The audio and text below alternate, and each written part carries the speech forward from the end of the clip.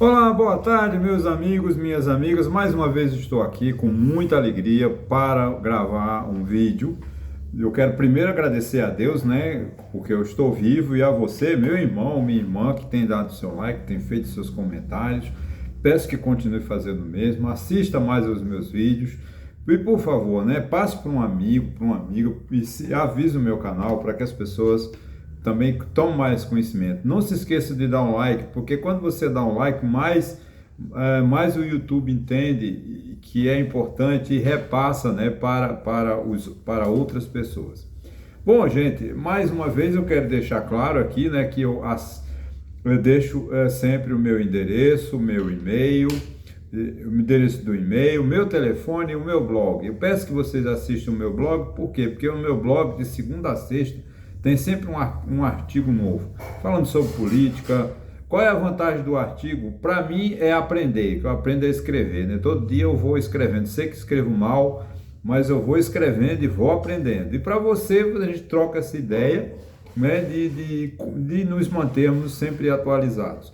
É de fundamental importância. E mais agora que o meu canal no meu blog está sendo monetizado, ou seja, já tem anúncios, né, que as empresas, quanto mais anúncios você vê, mais eu ganho dinheiro. Já tem um dinheirinho lá, não sei quando vou receber, mas, né, alguma coisa, qualquer anúncio que você abrir no meu canal, você assistir no meu blog, você está contribuindo para que eu ganhe dinheiro. E eu já agradeço o dinheiro que eu ainda não ganhei, mas vou ganhar. Então é só você ler o meu artigo. Bom, esta semana eu procurei aqui, eu não estou com nada, eu não fiz nada assim, um rascunho, porque eu estou na dúvida, não porque por falta, mas por excesso de informações, né? Por excesso de assuntos que eu poderia conversar com vocês. Como eu sempre falo, né, é uma conversa que a gente faz, né, toda segunda, toda sexta, e toda quarta e toda sexta, né? De segunda-feira já é, como sempre, aquele assunto da Constituição, né? E toda quarta e toda sexta são assuntos variados, né? Mas essa semana realmente foi muito importante. Uma delas, que eu acho que não tem como deixar de falar, porque ela mexe com a estrutura social do nosso país. Ah, mas só está ocorrendo isso em São Paulo. Não, mas isso se espalha para o Brasil. Como não custa lembrar, né? O Brasil, desde 1808, né? Por que eu falo de 1808? Porque o Brasil tem o seu nascimento, né, com a Carta de Pero Vaz de Caminha, com a primeira missa, né, celebrada no Brasil lá em abril, em abril de 1500, né? Em 1500, quando Cabral portou aqui, que até estou esquecendo a data. Aí o Pero Vaz de Caminha fez uma carta ao rei, que a gente chama o primeiro documento escrito a respeito do Brasil. Só que de 1500, só nós, mais de 300 anos, para que os portugueses tomassem, vamos dizer assim, quase conta do Brasil. Isso só vem acontecendo de 1500 até 1808, o Brasil é formado por índios e por escravos, né? A mão de obra era escrava, né, trazida da África desde 1500, 1532, com as capitanias hereditárias de Pernambuco, de São Paulo, que foram as que prosperaram. E já a mão de obra escrava já começa a ser explorada. Então nunca houve no Brasil a preocupação com a educação, porque ela era da elite. Geralmente as pessoas que vieram para o Brasil eram portugueses, não assim, não estou menosprezando, mas eram pessoas que não tinham vamos dizer assim, uma boa educação, né? Ou eram aventureiros, que chegavam aqui e o cara dizia, olha, eu estou te dando um mundo para você tomar conta. Então ele vinha, era um fidalgo, como se chamava na época, era uma pessoa muito rica, vinha para cá, mas ele não tinha preocupação com a educação, porque ele veio para cá para se dar bem, para ganhar dinheiro, para voltar rico para Portugal, né? Essa é a cultura. Só que em 1808, fugindo do guerreiro de Napoleão, que invadiu a Europa, né?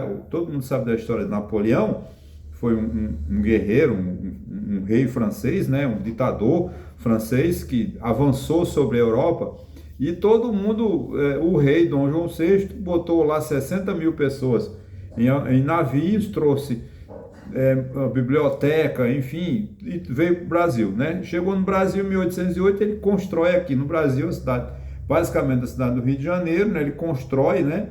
O que é hoje a cidade do Rio de Janeiro. Ele criou a polícia, ele criou o juiz, ele criou toda a estrutura. Isso em 1508. Em 1520 ele volta para Portugal, porque o pessoal de Portugal, quando Napoleão assim, dominado, vencido, o povo de Portugal se reúne e diz, volta rei, ele volta para Portugal, deixa aqui, assume o Pedro I, né? E depois, em 1822, temos a nossa independência. A partir da independência, é que realmente nós podemos dizer que é o nascimento do Brasil, né? Que o Brasil começa a ter status de Estado, que em 1824 é outorgada a primeira Constituição, nos separamos de Portugal com relação à legislação, né? E o Brasil começa a tomar vamos dizer assim, um formato de Estado, um formato de nação. Mas a sociedade brasileira continua escravocrata, continua escravo, tanto é que em 1522, por aí, 1822, o patriarca da independência, José Bonifácio de Andrada, ele diz assim, Nossa Senhora, a sociedade, a gente precisa encontrar uma solução, porque o número de negros era maior do que o número de brancos, então não tinha letrados, porque ele não deixava os negros não tinham direito a nada, não tinham direito à escola, então eles eram analfabetos, e a sociedade nunca se preocupou com isso, com a educação do Brasil. Então o Brasil não tem uma vocação educacional, né? Sempre foi assim, os ricos, né, iam para a universidade em Portugal, voltavam geólogos, voltavam médicos, voltavam professores, mas só a elite rica, o pobre nunca teve acesso. Lá, quando começaram a primeira escola de direito em Olinda, a primeira escola de medicina do Rio de Janeiro, de São Paulo, né, que o Brasil começa a ter mas sempre foi uma elite branca, uma elite privilegiada, não era para o pobre. Então a educação nunca foi para o Brasil uma prioridade, essa é a grande verdade, né? Não vou entrar muito no detalhe para não me alongar muito nesse aspecto, mas é importante a gente ter consciência de que sem educação não tem solução, né?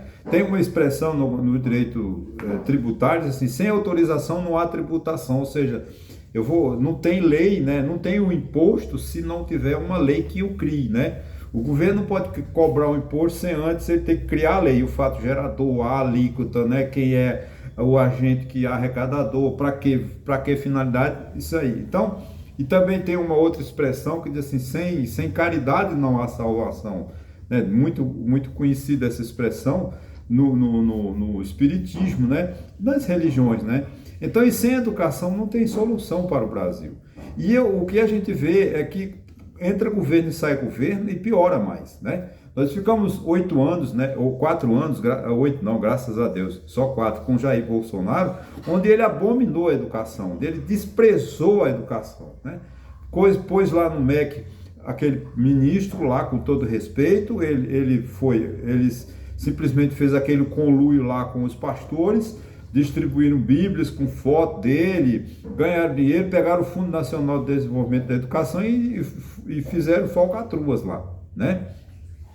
E abominaram, né? Criaram uma ilusão, né? Tentaram passar para a sociedade que educação no Brasil é você defender o comunismo. Gente, não tem nada a ver. Eles condenaram homens sábios como quem sabia, né? Quem sabe para Jair Bolsonaro é comunista. Então, se você pensa diferente, né, de Jair Bolsonaro, você é comunista. Como o próprio Jair Bolsonaro, o filho de Jair Bolsonaro, há pouco tempo, ele disse num evento em Brasília, né, numa manifestação em prol do armamento, que professor era bandido, os professores eram traficantes, né, que eles mudavam a mentalidade dos filhos, né? Então imagine, né, um filho de um presidente que fala uma estupidez dessa, a gente não pode acreditar que vai fazer uma boa educação. Ah, mas só foi ruim a educação no governo Bolsonaro? Não, todos os governos no Brasil nunca se preocuparam com a educação. Você vê, eles tentam passar a imagem de que Paulo Freire é comunista, que Darcy Ribeiro é comunista. Gente, que Anísio Teixeira é comunista. Não, esses foram os formuladores da educação no Brasil. Então é preciso respeitar, que você não concorde em nada com Paulo Freire, que você não concorde em nada com Darcy Ribeiro, que você não concorde em nada com Anísio Teixeira, mas são pessoas que você precisa venerá-las, né? E agradecer a Deus por ter dado o privilégio do Brasil ter como seus filhos pessoas como Darcy Ribeiro, como Paulo Freire, como Anísio Teixeira e tantos outros, né? Mas, infelizmente, uma pessoa como eu, né, que estudo, que me dedico, que eu sou considerado um lixo, né? Essa é a verdade aqui no Nordeste. Eles não dão valor a quem sabe. Quem sabe, em algumas cidades, ele é perseguido, porque fala a verdade. Quando esse vídeo meu vai ao ar amanhã, toda quarta-feira, eu sei que eu vou levar pedradas, porque eu vou agredir a interesses econômicos, né, de pequenas cidades, onde eles não querem abrir, vamos dizer assim, uma caixa preta, né, da educação. Você vê municípios que gastam 12, 13 milhões de reais por ano com a educação e você não vê resultado. Né? Por quê? Porque não tem uma aplicação exata. Os pais não comparecem às aulas, às reuniões para participar, tomar decisões nas escolas. As escolas são fechadas. Eles não permitem, né, os prefeitos não permitem que os pais decidam, que os pais tomem conhecimento daquilo que é ensinado, né? Porque é crime, né, o pai e a escola no Brasil. As escolas são trancadas, acadeados. Primeiro, já é por causa da violência, mas não, é porque é um mundo fechado. O conteúdo que vai se ensinar aos filhos é quase fechado, os pais não tomam conhecimento. Isso é a realidade da maioria do Brasil. E para piorar, né, eu vi essa semana, por isso que meu assunto hoje está sendo sobre educação, é a estupidez do secretário de Educação de São Paulo, do governador, né, Tarcísio de Freitas, que é bolsonarista, é o futuro do bolsonarismo, está na mão de Tarcísio de Freitas. Proíbe livros nas escolas e obriga que os diretores assistam às aulas para ver se os professores não estão passando ideologias para os alunos. Gente, o professor tem a liberdade de falar o que ele acha correto. Eu sei que eu não concordo que levaram-se nesse país de forma muito arrisca a liturgia do PT para as salas de aula, levar a liturgia do comunismo para as salas de aulas. Nossas academias estão impregnadas de comunistas, ideólogos que apoiam ditadores como Fidel Castro, que apoiam ditadores como Nicolás Maduro, mas isso não modifica a educação. Abram a mente dessas crianças, deixem essas crianças aprenderem. Nada de ficar proibindo o professor de falar em sala de aula. Ora, gente, se os professores não falarem, quem vai falar? Como já dizia o saudoso Padre Antônio Vieira, que nasceu em 1608, veio para aqui do Brasil com 15 anos e morreu em 1697, se não me engano, e dizia: se o sal que salga não salga, o que há de vir salgar? Essa pergunta a gente tem que fazer. Se o professor não pode falar, não pode ensinar, quem vem ensinar? Bolsonaro vai ensinar as crianças, cujo destino dele sempre é apontando uma arma de fogo? O símbolo de Bolsonaro é sempre disparando uma arma de fogo. Isso é educação? Não, gente. É preciso que a gente abra a mente. E tomara que Deus, eu invoco que Deus tire da mente desse professor, desse governador de São Paulo, essa ideia estúpida de tirar das salas de aula os livros. Ora, os alunos já não aprendem. E não tendo livro, como é que esse aluno vai fazer o dever de casa, ou o exercício de casa, como a gente chama? Gente, tem gente que não tem internet em casa, não dá para fazer no celular, resolver problemas de educação. A educação é fundamental, um livro. Eu acho que um livro é pouco, devia dar 10 livros, 100 livros, 200 livros para cada aluno. Não proibir o livro em sala de aula. Isso é uma vergonha. E o pior de tudo é que eu não vejo que a sociedade se revolta. Eu não vi a OAB, que eu faço parte dela como advogado, se manifestar. Não, todo mundo tem, não, isso fica não quero me comprometer. Não, a gente tem que se comprometer. A OAB, a CNBB, o Sindicato dos Professores, o próprio Ministério da Educação tem que cair em cima e criticar de forma veemente uma estupidez dessa do governador de São Paulo. Ele não pode inventar essa ideia, é tudo tecnologia, nós vamos, se a criança quiser imprimir. Gente, não vai imprimir, isso é uma mentira. Um livro tem 200, 300 páginas, não é a mesma coisa, você não vai imprimir, não tem impressora na escola com 300 para capacidade para imprimir 300 folhas de papel. O livro ele é feito com base num custo, numa tiragem, numa venda. Então o custo ele é repassado. Agora imagine, cada aluno que pedir uma cópia de um livro em São Paulo, o Estado de São Paulo foi imprimir, ele vai comprar 300 livros ao invés de um. Então a ideia é estúpida.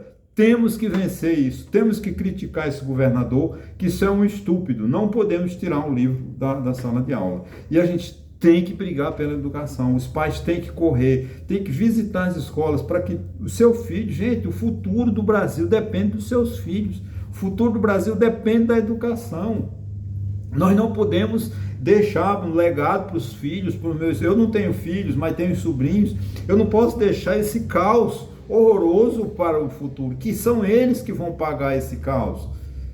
Porque eles não vão ter educação, a culpa não é deles, a culpa é do governo, é de incompetentes como esse Tarcísio de Freitas, esse secretário de Educação de São Paulo, que não tem compromisso nenhum com São Paulo, ele já vem do governo do Paraná, lá acho que é do filho de Ratinho. Quer dizer, é um cara que não tem preocupação nenhuma, ele está em São Paulo, mas está no Paraná, ele quer ganhar dinheiro, enquanto isso as crianças de São Paulo vão ficar desprotegidas, as crianças de São Paulo vão ficar sem livro em sala de aula. Pelo amor de Deus, não podemos calar sobre uma tragédia como essa. Precisamos de pedir que volte o governo de São Paulo, não aprove essa ideia estúpida de retirar os livros das salas de aula. Sem livro não tem aula, já é mentira quem disser que vai fazer tudo pela internet. Por mais avançado que seja a nossa tecnologia, o livro ainda é instrumento fundamental para o desenvolvimento da educação dos nossos filhos. Ok, gente? Muito obrigado e até a próxima.